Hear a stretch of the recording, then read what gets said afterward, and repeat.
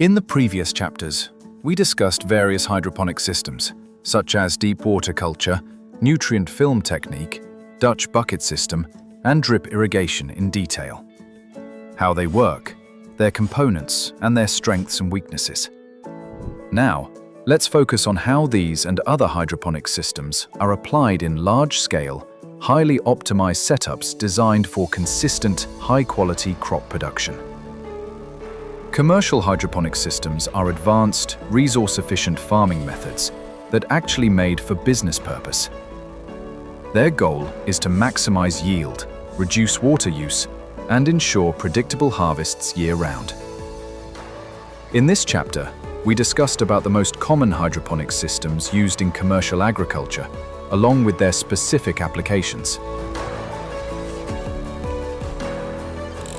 As we already know, NFT is a popular choice for leafy greens, herbs, and short-cycle crops in commercial farms. In this setup, a thin film of nutrient-rich water continuously flows over plant roots. The unused solution drains back into a reservoir for recirculation, making it water efficient. Because we've already covered NFT in detail earlier, remember that in commercial greenhouses, NFT channels are often longer, wider, and modular, allowing thousands of plants to be grown in rows for easy harvesting.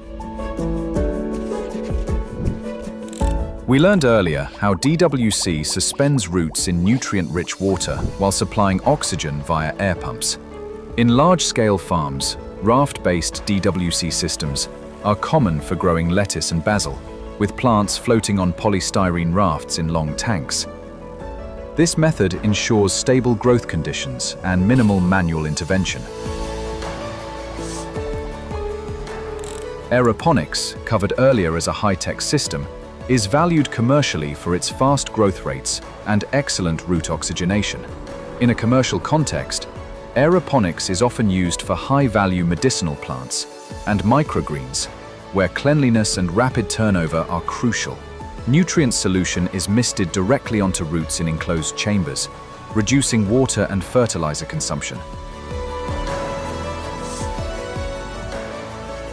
In commercial farms, ebb and flow is less common for large crops, but can be found in nursery propagation and small-scale specialty herb production. The system periodically floods the grow bed, saturating the medium with nutrients before draining, ensuring a healthy wet-dry cycle for roots.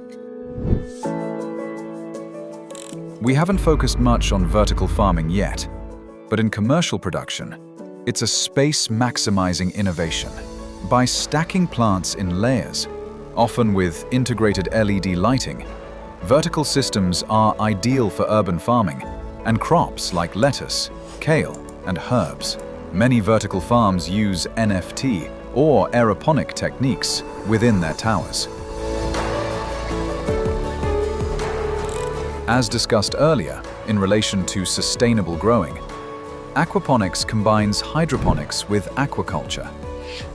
In commercial settings, it's used for niche markets where customers value organic-style, chemical-free produce. Greenhouses allow commercial growers to integrate any of the hydroponic technique while controlling temperature, humidity, CO2, and light.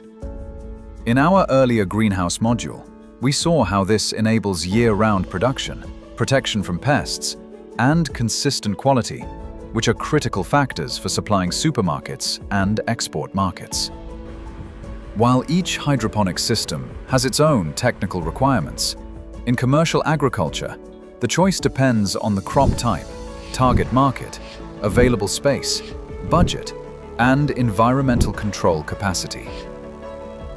By understanding the strengths of each system, as we've done in earlier chapters, you can design a profitable, scalable, commercial hydroponic operation. If you find it difficult to understand any part of this content, please let us know in the comments. We're here to help and guide you. Until then, keep learning, keep growing, and I'll see you in the next lesson.